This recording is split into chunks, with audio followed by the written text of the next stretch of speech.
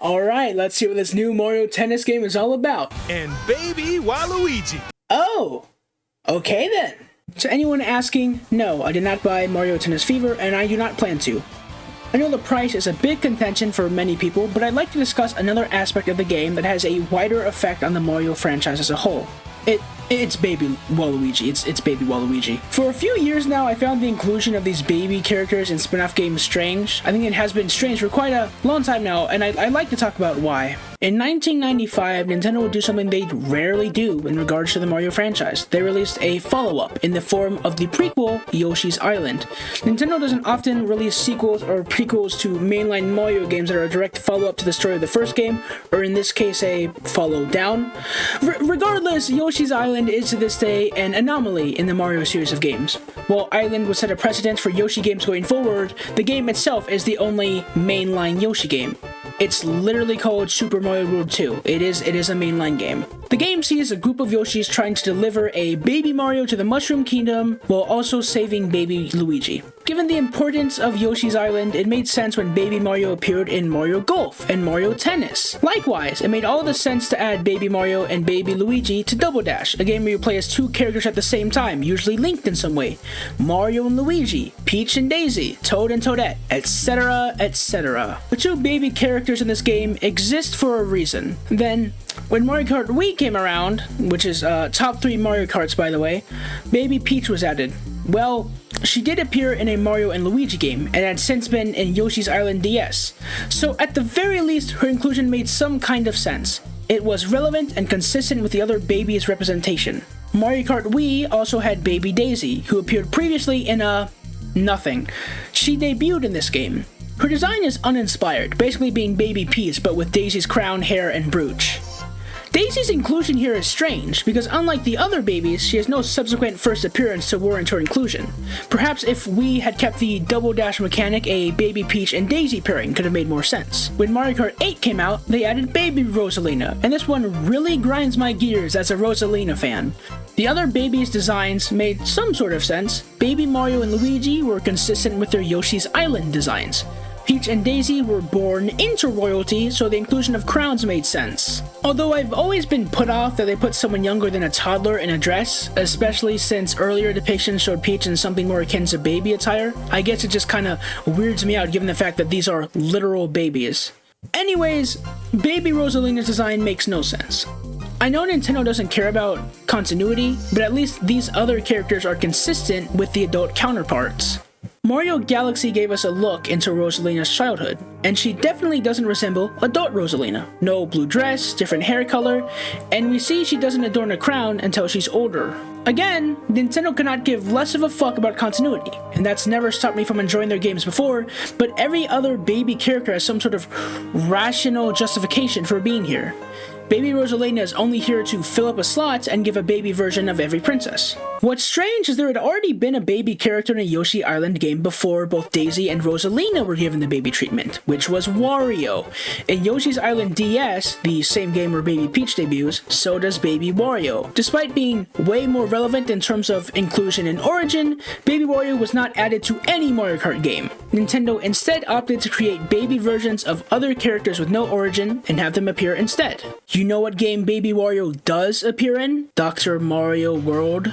I will not lie to you, I am not a fan of this game. It has the most bland, simple, and safe art style, which became a problem with Mario games as far back as the Wii, but I'd argue this was more of an issue during the Wii U and Switch era, obviously excluding games like Brothership, Odyssey, and Wonder, of course. Baby characters in Dr. Mario World include Dr. Baby Mario, Dr. Baby Luigi, Dr. Baby Peach, Dr. Baby Daisy, Dr. Baby Rosalina, and Dr. Baby Wario. This game is cancer, and I will not hear otherwise. Fast forward to now, Mario Tennis Fever introduced Baby Waluigi. In a sense, this is poetic, as Waluigi's first appearance was Mario Tennis, and now, over a quarter of a century later, he's been reborn as a baby. So, What is Mario Tennis Fever's reasoning for this inclusion? Well, in the adventure mode, basically the campaign of the game, Mario, Luigi, Peach, Wario, and Waluigi were turned into babies right before the big tennis tournament and now need to regain their tennis skills before said tournament. The funny thing about this is Donkey Kong is also there when the group gets turned into babies,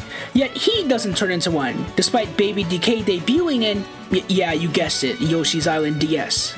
So, why is this an issue? Why is Baby Waluigi a problem? Well, there are two things. Firstly, what are we doing here? You'd think as often as these baby versions are included in spin-offs and marketing, they'd be used as merch sellers, like Grogu or Baby Groot or any other character shoved into movies to sell merch nowadays that is just supposed to be cute. This doesn't seem to be the case. There are plushes of some of these characters you can buy, that's about it. So if Nintendo isn't milking these characters to sell merch to 40-year-olds that find every babyish character cute, what are they doing? Secondly, it's what these characters are designed to do that bothers me. Fill up character slots. A big criticism of Mario Kart 8 has to do with the roster. While there is some variety of the 36 base characters in the Wii U version, 12 of them are variations of the same 5 characters in-game, making up over a third of the base roster. Of the 42 characters in 8 Deluxe, 15 of them are variations of the same 6 characters. However, given how iconic Dry Bowser is, I wouldn't necessarily be inclined to count him. While Mario Kart World and Fever's roster has received praise compared to earlier entries in their respective series, and it's clear Nintendo is pivoting in how they do spin-off games now compared to the past few generations, Baby Waluigi's implication is what makes me ponder if Nintendo is really going to overhaul character rosters going forward. They have this long history of creating baby characters out of nowhere to fill up rosters. Why add fan favorites when you can add another variant of an already existing character? Why take the time to model characters whose last model is so old this new one would be the reference going forward when you could just remodel babies every game and use the same template to create baby characters going forward? Say what you want about MK World and Fever's roster, it's mostly Mario enemies or NPCs. Of course, these games are supposed to appeal widely to general audiences, so the inclusion of more well-known and iconic parts of the Mario brand make complete sense. But I bet $20 when a 40-year-old mom hears Mario mentioned in the local Walmart, the first thing that pops into her head is not Baby Wario. But I have to be honest with you guys, neither of the two reasons I mentioned are the main reason I made this video, and that's baby fatigue. To be honest, I am tired of seeing a new baby character every couple of years for the sole reason of being in a Mario sports game or Mario Kart. I am tired of these characters existing without reason. No story reason, no plot reason, no continuity reason, just existing for the sole purpose of filling out a roster. Before I end off this video, I just wanted to say that even though I don't plan on picking up Tennis Fever, it looks good. It looks great. The price point is a shame, but the game looks beautiful for a tennis spin-off, like it really does, compare it to Aces, and Camelot always does good work. Okay, that's it. That's all I had to say about Baby Waluigi. I'd like to hear your guys' thoughts on this topic down below. I thought this would be a nice video to pad out my uploads until the Wonder video comes out. It's still coming out before the DLC drops, the Switch 2 edition. I promise you that.